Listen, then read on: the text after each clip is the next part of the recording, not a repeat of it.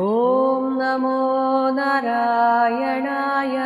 ഓം നമോ നാരായണായ. ഓം നമോ നാരായണായ. ഓം നമോ നാരായണായ. ഓം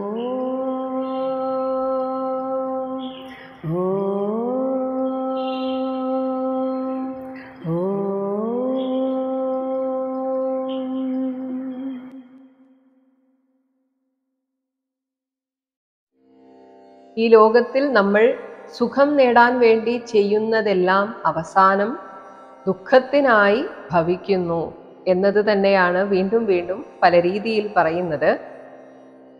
33-ാമത്തെ ശ്ലോകം. യഥാ ഹി പുരുഷഃ പുരുഷോ ഭാരം ശിരസ ഗുരുമുദ്വഹൻ തം സ്കന്ധേന സഹ ആധത്തെ തഥാ സർവാഹ പ്രതിക്രിയാഃ.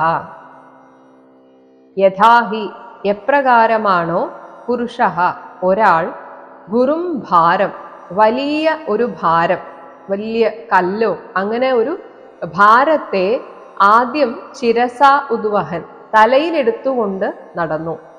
കുറച്ചു നേരം കഴിഞ്ഞപ്പോൾ തലയ്ക്ക് നല്ല വേദന തോന്നിയിട്ട് സഹ ആ ആൾ തന്നെ തം ആ ഭാരമുള്ള വസ്തുവിനെ തലയിൽ നിന്ന് മാറ്റി സ്കന്ധേന ചുമലിൽ ആധത്തെ എങ്ങനെയാണോ പിന്നീട് ചുമലിന് ഭാരം കൊടുത്തുകൊണ്ട് ആ ഭാരമുള്ള വസ്തുവിനെ വഹിക്കുന്നത്, തഥാ അപ്രകാരമാണ് പ്രതിക്രിയാഹ ദുഃഖനിവൃത്തിക്ക് വേണ്ടി ചെയ്യുന്ന എല്ലാ പരിഹാര കർമ്മങ്ങളും. പരിഹാരങ്ങൾ സർവാഹ മുഴുവനും. ഈ ലോകത്ത് നമ്മൾ കർമ്മം ചെയ്തുകൊണ്ടിരിക്കെ ഒരിക്കലും പൂർണ്ണമായ ദുഃഖനിവൃത്തി ലഭിക്കുകയേ ഇല്ല. അതങ്ങനെയാണ്. അങ്ങനെ ലഭിക്കുമെന്നത് നമ്മുടെ വെറും തോന്നലാണ്. അതിനെയാണ് മനോഹരമായ ഒരു ഉപമ കൊണ്ട് ഇവിടെ പറഞ്ഞിരിക്കുന്നത്. തലയിൽ വെച്ചുകൊണ്ട് നടന്ന ഭാരത്തെ ചുമലിൽ വഹിച്ചാൽ ഭാരം കുറയാനൊന്നും പോകുന്നില്ല. അതുവരെ ഭാരം വഹിച്ച തലയ്ക്കൊരാശ്വാസം കിട്ടും എന്ന് മാത്രം. എന്നാൽ അതേ ഭാരം ചുമലിന് ആയാസമായി തീരുന്നു. നമ്മൾ ചെയ്യുന്ന കർമ്മങ്ങളാണ് ദുഃഖത്തിന്റെ വേരുകൾ. അതുകൊണ്ട് തന്നെ അവയെ നീക്കം ചെയ്യാൻ മറ്റൊരു കർമ്മത്തിനും സാധിക്കുകയില്ല. ഇതും ഒരു ഉദാഹരണ രൂപേണ പറയുകയാണ്. 34-ാമത്തെ ശ്ലോകം. ന ഏകാന്തതഃ നൈകാന്തതഃ പ്രതീകാരഃ കർമ്മണാം കർമ്മ കേവലം ദ്വയം ഹി അവിദ്യാ ഉപസൃതം ഹി അവിദ്യോപസൃതം സ്വപ്നേ സ്വപ്നഃ ഇവ അനഘ. ഹേ ശുദ്ധാത്മാവേ, സ്വപ്നേ നമ്മൾ സ്വപ്നം കാണുന്നതായിട്ട് സ്വപ്നം കാണുകയാണെങ്കിൽ സ്വപ്നമാണ് ശരിക്കും നടക്കുന്നത്. പക്ഷെ അതിൽ നമ്മൾ ഉറങ്ങുന്നതായിട്ട് സ്വപ്നം കാണുന്നു. ആ ഉറക്കത്തിൽ വീണ്ടും ഒരു സ്വപ്നഃ ഇവ മറ്റൊരു സ്വപ്നം പോലെ. ഇതുപോലെയാണ് കർമ്മണാം കർമ്മങ്ങൾക്ക് കേവലം കർമ്മ. അതേപോലെ മറ്റൊരു കർമ്മം ഏകാന്തതഃ ആത്യന്തികമായ പ്രതീകാരഃ ഒരു നിവൃത്തി മാർഗം ആവുകയില്ല. ന ഹി എന്തെന്നാൽ ദ്വയം രണ്ടും അവിദ്യാ ഉപസൃതം അവിദ്യയാൽ അഭിവ്യാപ്തമായതാണ്.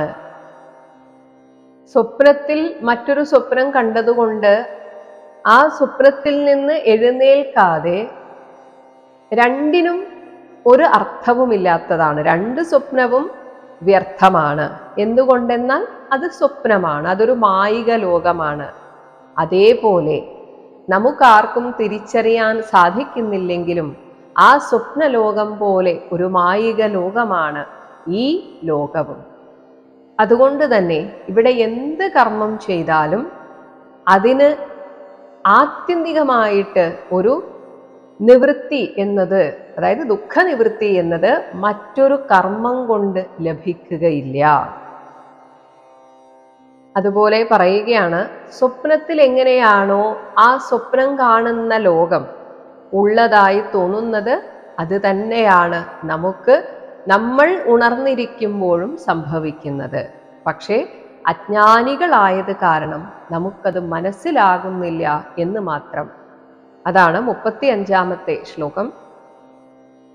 അർത്ഥേ ഹി അവിദ്യമാനേ അപി ഹി അവിദ്യമാനേ അപി സംസൃതിഹി ന സംസൃതിർന നിവർത്തതേ മനസാ ലിംഗരൂപേണ സ്വപ്നേ വിചരതഃ വിചരതോ യഥാ.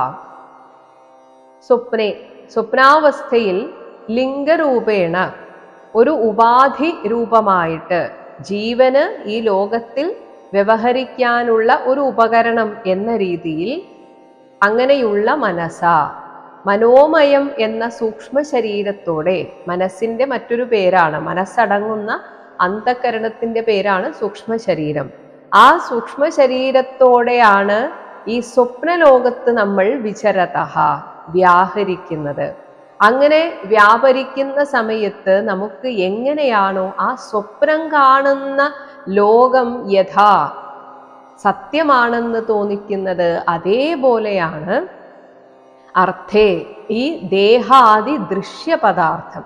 നമ്മൾ ഉറക്കമല്ലാത്ത ഉണർന്നിരിക്കുന്ന സമയത്ത് കാണുന്ന എല്ലാ പദാർത്ഥങ്ങളും യഥാർത്ഥത്തിൽ അവിദ്യമാനേ അപിഹി ഇല്ലാത്തതാണ് എങ്കിൽ പോലും സംസൃതിഹി ജന്മമരണരൂപമായ സംസാര ദുഃഖം ന നിവർത്തതേ നീങ്ങിപ്പോകുന്നില്ല. എപ്പോഴും പറയുന്നതാണ്, സ്വപ്നത്തിൽ നിന്ന് ഉണർന്നാൽ മാത്രമേ കണ്ടത് സ്വപ്നമായിരുന്നു എന്ന് മനസ്സിലാവുകയുള്ളൂ. അതേപോലെ ഇപ്പോൾ നമ്മൾ ഇരിക്കുന്ന ഈ അവിദ്യാലോകത്ത് നിന്ന് അറിവിന്റെ ലോകത്തിലേക്ക് എത്തിച്ചേർന്നാൽ മാത്രമേ ഇതുവരെ ജീവിച്ചിരുന്നത് അജ്ഞാനത്തിലായിരുന്നു എന്ന് മനസ്സിലാവുകയുള്ളൂ. അപ്പോൾ പിന്നെ ഈ ദുഃഖ നിവൃത്തിക്ക് എന്താണ് ഒരു പരിഹാരം? 36-ാമത്തെ ശ്ലോകം. അധ ആത്മനഃ അർത്ഥഭൂതസ്യ അധാത്മനോ അർത്ഥഭൂതസ്യ യതഃ അനർത്ഥ പരമ്പര യതോ അനർത്ഥ പരമ്പര സംസൃതിഃ തദ്വ്യവച്ഛേദഃ സംസൃതിസ്തദ്വ്യവച്ഛേദോ ഭക്ത്യാ പരമയാ ഗുരൗ. അധ ആകയാൽ അർത്ഥഭൂതസ്യ പരമാർത്ഥ സ്വരൂപമായി തന്നെ ഇരിക്കുന്ന ആത്മനഃ ആത്മാവിന് യതഃ എന്തുകൊണ്ടാണ് ഇവിടെ സത്യമല്ലാത്തത് സത്യമാണെന്ന് തോന്നുന്നത്? കാരണം മായയിലെ ബുദ്ധിയാൽ അടിമപ്പെട്ട് കിടക്കുന്നത് കൊണ്ട്. അങ്ങനെ അവിദ്യയാകുന്ന ഒരു ഉപാധി നിമിത്തമാണ് ജീവൻ ഈ ലോകത്ത് എല്ലാം കാണുകയും അറിയുകയും അനുഭവിക്കുകയും ചെയ്യുന്നത്. ഇങ്ങനെ അനുഭവിക്കും തോറും അനർത്ഥ പരമ്പര, അനർത്ഥങ്ങളുടെ ഒരു പരമ്പരയാകുന്ന സംസൃതിഹി ഈ ജനന മരണാദി ക്ലേശം സംഭവിച്ചു കൊണ്ടിരിക്കുന്നുവോ തത് വ്യവച്ഛേദഃ അതിൽ നിന്ന് ഒരു ആത്യന്തിക നിവൃത്തി എന്നത് ഗുരുവും കൂടിയായ നമ്മുടെയൊക്കെ നാഥനുമാണ്, ഗുരുവുമാണ്, പരമഗുരുവുമായിട്ടുള്ള ഭഗവാൻ ശ്രീഹരിയിൽ പരമയാ ഭക്തിയാ വേരുറച്ചു വളരുന്ന ഭക്തി കൊണ്ടു മാത്രമേ ഈ ദുഃഖങ്ങളിൽ നിന്ന് നിവൃത്തി ഉണ്ടാവുകയുള്ളൂ. കാരണം ഭഗവാനിൽ ഭക്തി ഉറച്ചു കിട്ടുക എന്ന് പറഞ്ഞാൽ തന്നെ അർത്ഥം നമ്മുടെ ഹൃദയമാകുന്ന ആ ഹൃദയ ഗുഹയിലിരിക്കുന്ന ഭഗവാനെ അറിഞ്ഞനുഭവിക്കുക എന്നതാണ്. അതിന് തടസ്സമായി നിൽക്കുന്നത് നമ്മുടെ ഉള്ളിലെ കാമക്രോധാദികളാകുന്ന അജ്ഞാനത്തിന്റെ സന്തതികളാണ്. അതിനെ ഇല്ലാതാക്കുമ്പോഴേ ഉള്ളിലിരിക്കുന്ന ഈശ്വരനെ അറിയാൻ സാധിക്കുകയുള്ളൂ. അങ്ങനെ ഉള്ളിലിരിക്കുന്ന ഈശ്വരനെ അറിഞ്ഞനുഭവിക്കുമ്പോൾ തന്നെ ആ മായയുടെ ആവരണം നമ്മിൽ നിന്ന് വിട്ടുപോകുന്നതാണ്. ഈ മായയുടെ ആവരണം വിട്ടുപോവുക എന്ന് പറഞ്ഞതിൽ നിന്ന് എന്താണ് ഉദ്ദേശിക്കുന്നത്? ഇവിടെ ശാശ്വതമായിട്ട് ഒന്നുമില്ല എന്ന തിരിച്ചറിവും ആ തിരിച്ചറിവിനനുസരിച്ചുള്ള നമ്മുടെ ചിന്താഗതിയും. അതായത് നമുക്ക് ഏറ്റവും വേണ്ടപ്പെട്ടത് ഈ ലോകത്തിലുള്ള ആരൊക്കെയോ ആണ് എന്ന ചിന്തയിൽ നിന്ന് മാറി ഇവരൊക്കെ താൽക്കാലികമായി എൻ്റെ ഈ ജീവിത യാത്രയിൽ കൂടെ വന്നവരാണ്. അവരോ ഞാനോ ഏത് നിമിഷവും ഈ ലോകത്തിൽ നിന്ന് അപ്രത്യക്ഷമാകും. നമ്മുടെ ഈ ശരീരം അപ്രത്യക്ഷമാകും.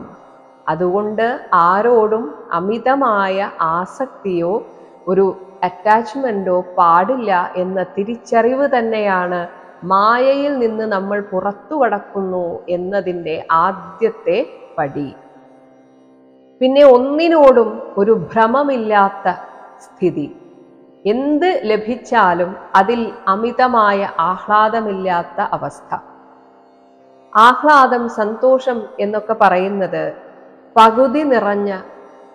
പകുതി വെള്ളം നിറച്ച ഒരു കുടം പോലെയാണ്. അത് എടുത്ത് നമ്മൾ നടക്കുമ്പോൾ അതിൽ നിന്ന് തുളുമ്പി പുറത്തേക്ക് പോയിക്കൊണ്ടേയിരിക്കും. അതുകൊണ്ട് തന്നെ സന്തോഷത്തിൻ്റെ ഒരു നിമിഷങ്ങളിൽ നമ്മൾ അമിതമായി പൊട്ടിച്ചിരിക്കുകയും ആഹ്ലാദിക്കുകയും ഒക്കെ ചെയ്യുമെങ്കിലും തിരമാലകൾ ഉയർന്നു പൊങ്ങി അതേപോലെ താഴ്ന്നു പോകുന്നത് പോലെ ആ സന്തോഷം അങ്ങനെ അങ്ങ് താഴ്ന്നു പോകും. എന്നാൽ നിറകുടം പോലെയാണ് ഭഗവാനിൽ മനസ്സുറപ്പിച്ചവർക്കുള്ള ഒരു അവസ്ഥ. അതാണ് ആനന്ദം. നിറകുടം ഒരിക്കലും തുളുമ്പുകയില്ല. അതെപ്പോഴും അങ്ങനെ തന്നെ ഇരിക്കും. അതേസമയം പകുതി നിറച്ച കുടമാണെങ്കിൽ തുളുമ്പി തുളുമ്പി ആ കുടത്തിലെ വെള്ളം മുഴുവൻ തീരും.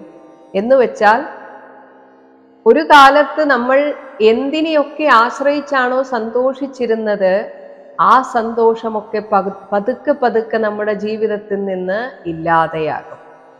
സ്കൂളിൽ പഠിക്കുമ്പോൾ നല്ല കുട്ടി എന്ന പേരെടുക്കുക, നന്നായി പഠിച്ച് അല്ലെങ്കിൽ വേറെ ഏതെങ്കിലുമൊക്കെ രീതിയിൽ അധ്യാപകരുടെ കണ്ണിലുണ്ണിയായി തീരുമ്പോഴുണ്ടാകുന്ന ഒരു സന്തോഷമുണ്ട്.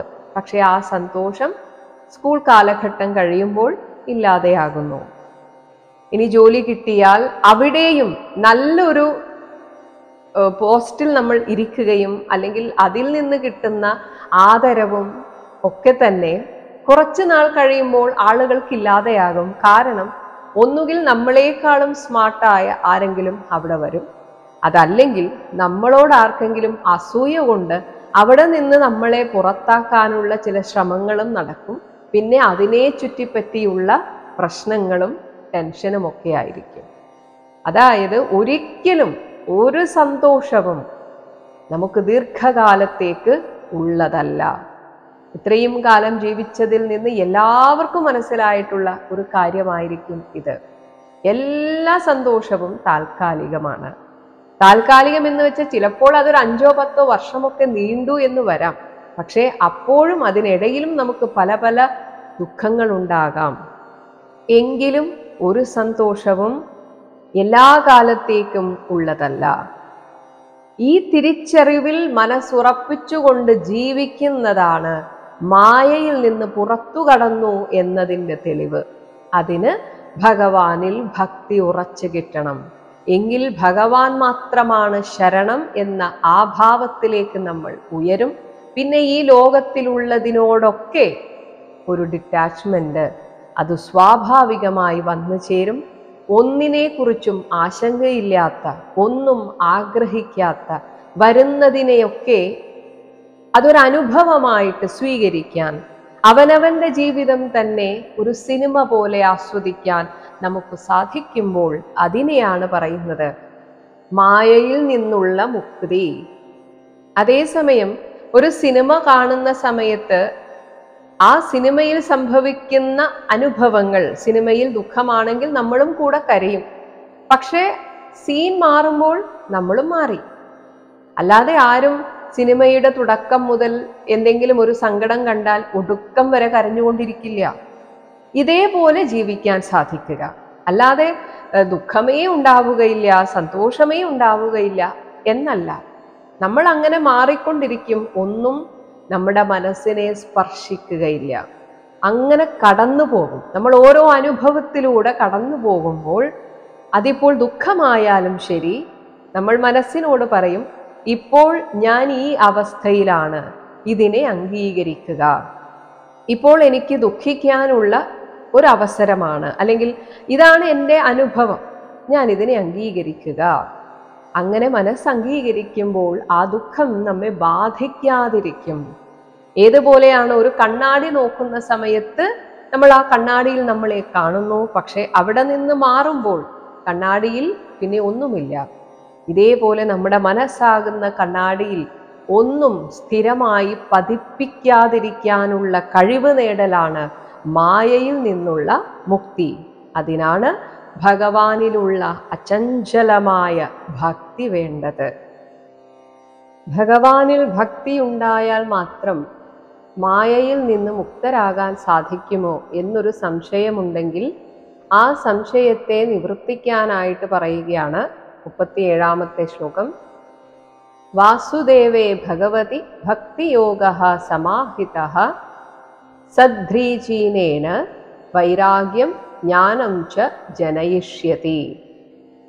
ഭഗവതി ഭഗവാനായ വാസുദേവേ, വാസുദേവനിൽ സദ്ധ്രീചീനേന സമുചിത രീതിയിലൂടെ സമാഹിതഃ ഏകാഗ്രമായി അർപ്പിക്കപ്പെട്ട ഭക്തിയോഗഃ ഭക്തിഭാവം സ്വാഭാവികമായിട്ട് വൈരാഗ്യം ജ്ഞാനം ച വൈരാഗ്യത്തെയും ആ വൈരാഗ്യം ജ്ഞാനം ച ആത്മജ്ഞാനത്തെയും ജനയിഷ്യതി ജനിപ്പിച്ചുകൊള്ളും.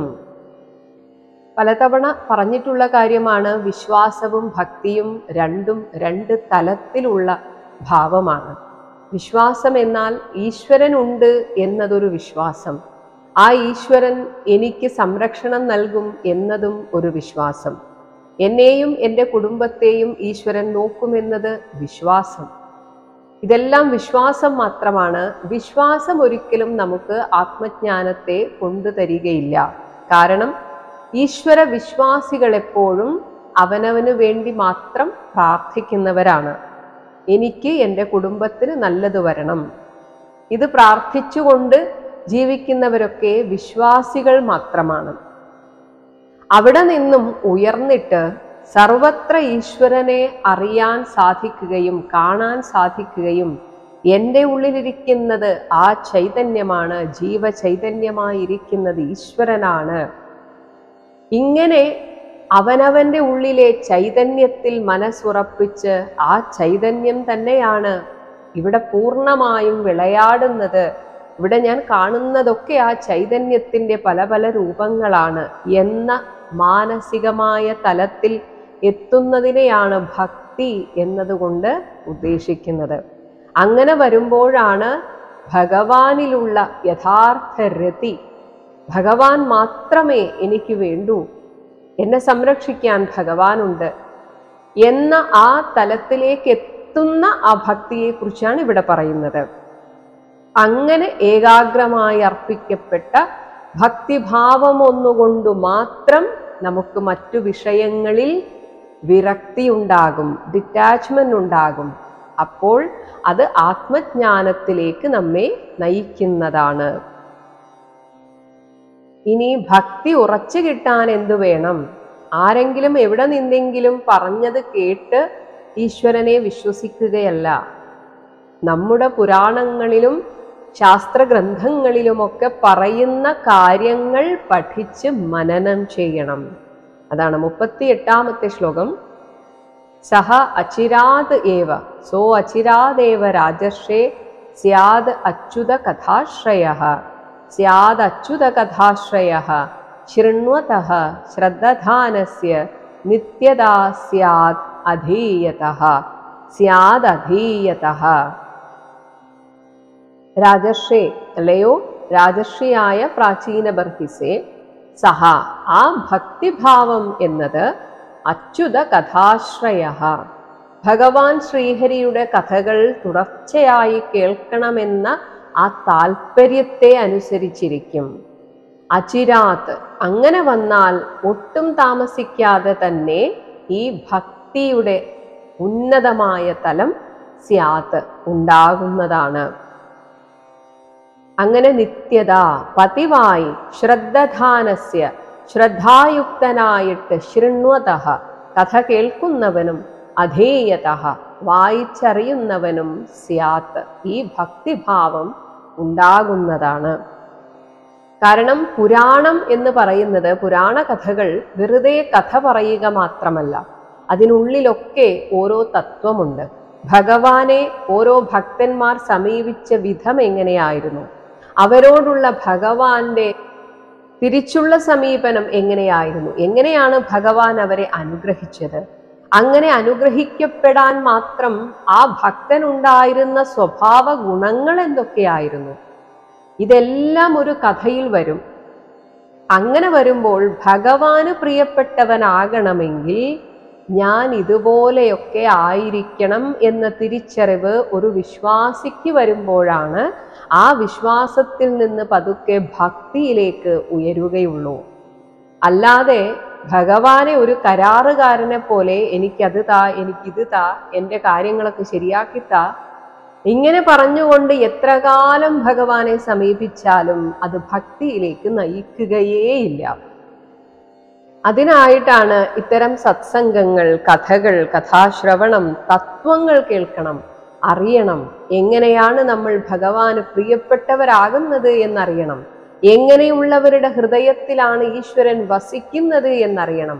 എന്നിട്ട് അങ്ങനെയാവാൻ നമ്മൾ ശ്രമിക്കണം. അങ്ങനെ ശ്രമിച്ചുകൊണ്ടിരിക്കുമ്പോൾ ഹൃദയത്തിലുണ്ടാകുന്ന ആ ഹൃദയ വിശാലത നമ്മൾ തിരിച്ചറിയും.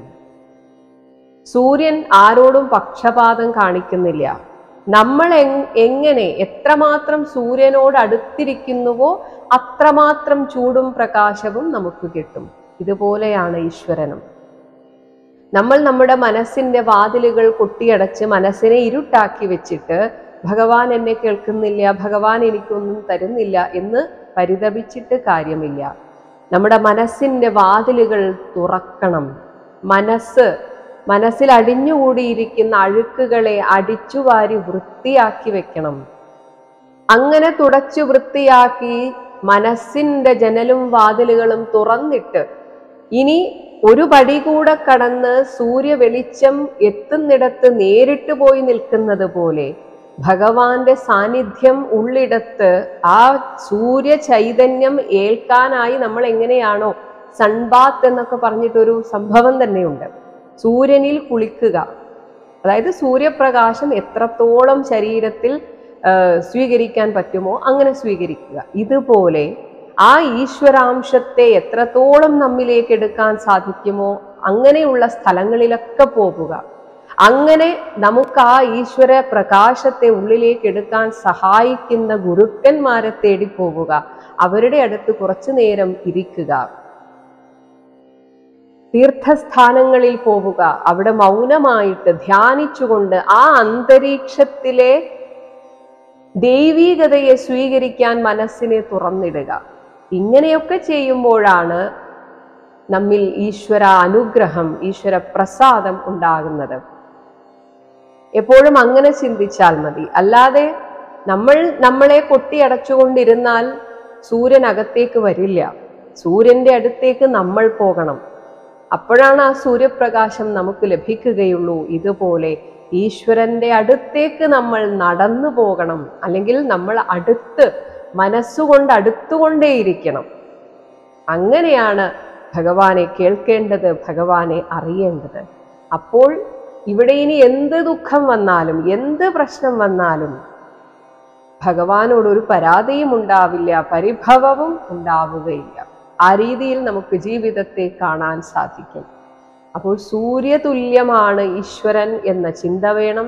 സൂര്യനോട് അടുക്കുമ്പോൾ മാത്രമേ സൂര്യന്റെ വെളിച്ചം നമുക്ക് കിട്ടുകയുള്ളൂ എന്നതുപോലെ ഈശ്വരനോടടുത്താൽ മാത്രമേ നമുക്ക് ഈശ്വരന്റെ അനുഗ്രഹം കിട്ടുകയുള്ളൂ എന്ന് എപ്പോഴും ഓർമ്മിക്കണം. ഈ ഭക്തിഭാവം ഉണ്ടാകാൻ എന്തൊക്കെ വേണം? ഞാൻ ഈ പറഞ്ഞത് തന്നെ ഒരു ശ്ലോകത്തിൽ പറയുകയാണ്. 39-40 ശ്ലോകങ്ങൾ ഒരുമിച്ച് പറയുന്നു.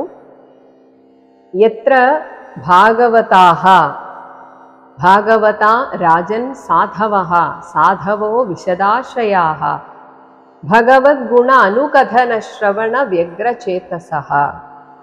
40 തസ്മിൻ മഹൻ മുഖരിതാഃ മധുഭിഃ ചരിത്ര പീയൂഷ ശേഷ സരിതഃ മധുഭിഃ ചരിത്ര പീയൂഷ ശേഷ സരിതഃ പരിതശ്രവന്തി തായേ പിബന്തി അവിതൃഷഃ പിബന്തി അവിതൃഷോ നൃപ ഗാഠകർണൈഃ താൻ ന ഗാഠകർണൈസ്താൻ ന സ്പൃശന്തി അശന തൃഡ് ഭയശോകമോഹാഃ സ്പൃശന്തി അശന തൃഡ് ഭയശോകമോഹാഃ.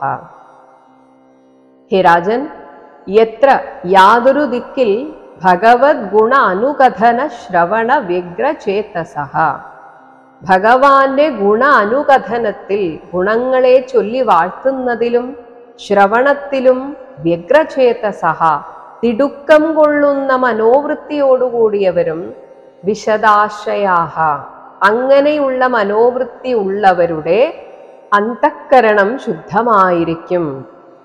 അങ്ങനെ അന്തഃക്കരണം ശുദ്ധമായ യഥാർത്ഥ ഭാഗവതാഃ ഭഗവത് ഭക്തന്മാരുമായ സാധവഃ സജ്ജനങ്ങൾ എവിടെയൊക്കെ സമ്മേളിക്കുന്നുവോ തസ്മിൻ അവിടെ മഹന്മുഖരിതാഃ മഹാപുരുഷന്മാരുടെ മുഖത്ത് നിന്ന് നിർഗളിച്ച മധുഭിശ്ചരിത്ര പീയൂഷം ഹരികഥ അമൃതമാകുന്ന ശേഷസരിതഃ തെളിനീരെഴുന്ന പുഴകൾ പരിതഃ എമ്പാടും ഒഴുകിക്കൊണ്ടിരിക്കുന്നു.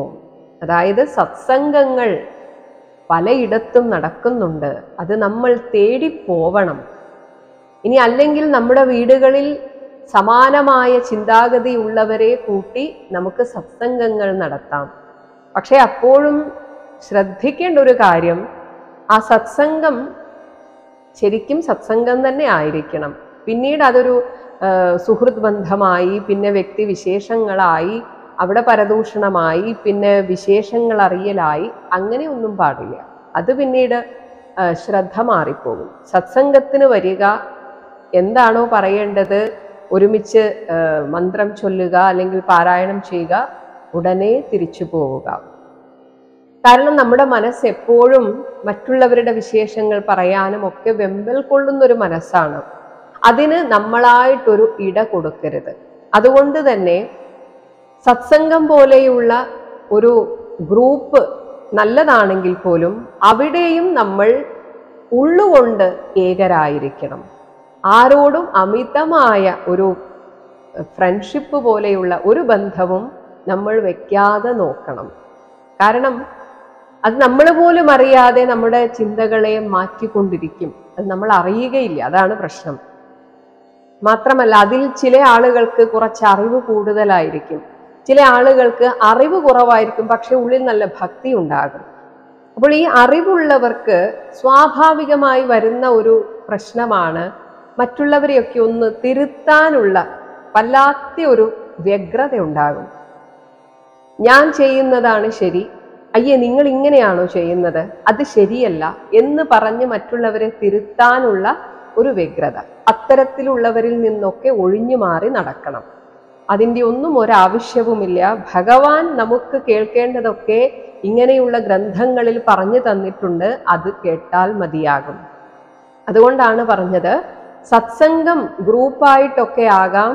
അതിനി ഒരു വാട്സപ്പ് ഗ്രൂപ്പായാലും കുഴപ്പമൊന്നുമില്ല. പക്ഷേ അനാവശ്യമായ ചർച്ചകൾ, അനാവശ്യമായ വാഗ്വാദങ്ങൾ, അത് ഭഗവാന്റെ പേരിലായാലും അത് വേണ്ടാത്തതാണ്, വ്യർത്ഥമാണ്, ഒരു കാര്യവും ഇല്ലാത്തതാണ്. പല ഗ്രൂപ്പുകളിലും അങ്ങനെയുള്ള ഡിസ്കഷനൊക്കെ നടക്കാറുണ്ടെന്നറിയാം. അതുകൊണ്ടാണ് പറഞ്ഞത്. അപ്പോൾ സത്സംഗം നമ്മൾ കൂടുമ്പോഴും ശ്രദ്ധിക്കണം, ആളുകളുമായിട്ടുള്ള വ്യക്തിബന്ധത്തിനധികം നിൽക്കരുത്. എപ്പോഴും മനസ്സ് ഭഗവാനിൽ തന്നെ ഉറച്ചു നിൽക്കണം. ഇങ്ങനെ സത്സംഗങ്ങളിൽ നമ്മൾ പോവുകയും അങ്ങനെ യാതൊരുവർ അവിതൃഷഃ കേൾക്കെ കേൾക്കെ സംതൃപ്തി വരാത്തവരായി ഭവിച്ചുകൊണ്ട്, അങ്ങനെയുള്ളവർക്കാണ് വീണ്ടും വീണ്ടും കേൾക്കണമെന്ന് തോന്നുകയുള്ളൂ. സപ്താഹം ഒരു തവണ കേട്ടാലും വീണ്ടും വീണ്ടും പോകുന്നത് അതേ കഥകളാണ് കേൾക്കാൻ പോകുന്നത് എന്നറിയാം. എന്നാലും ആ ഒരു അന്തരീക്ഷത്തിനൊരു പോസിറ്റിവിറ്റി ഉണ്ട്. അത് അനുഭവിക്കാൻ കൂടിയാണ് എല്ലാവരും ഈ സപ്താഹത്തിന് പോകുന്നത്. അങ്ങനെ ഗാഠകർണൈഹി ശ്രദ്ധയെഴുന്ന കാതുകളാൽ താഹ പിബന്തി അവയെ പാനം ചെയ്യുന്നുവോ താൻ ആ ഭക്തിരസജ്ഞന്മാരെ അശന ത്രിട് വിശപ്പോ ദാഹമോ ഭയശോകമോഹാഹ ഭയശോകങ്ങളോ മോഹമോ ന സ്പൃശന്തി, സ്പർശിക്കുന്നതല്ല. അതായത് ശരിക്കും നമ്മൾ ഒരു കഥ കേൾക്കാനാണ് പോകുന്നതെങ്കിൽ അവിടെ ഭക്ഷണത്തിനൊന്നും ഒരു പ്രാധാന്യവും ഇല്ല. പക്ഷെ ഇന്ന് ഇങ്ങനെയുള്ള സപ്താഹങ്ങളിലുമൊക്കെ വളരെ ഗംഭീരമായ സദ്യയും ഭക്ഷണവും ഒക്കെയാണ്. എന്നാൽ അതിനൊന്നും പ്രാധാന്യം കൊടുക്കാതെ ഇരിക്കുമ്പോഴാണ് ശരിക്കും അത് ഭക്തിഭാവത്തിലേക്ക് നമ്മളെ കൊണ്ടെത്തിക്കുന്നത്. യഥാർത്ഥ ഭക്തന് ജീവിതത്തിലെ ഒരു പ്രതിസന്ധിയും പ്രതിസന്ധികളായി തോന്നുകയില്ല.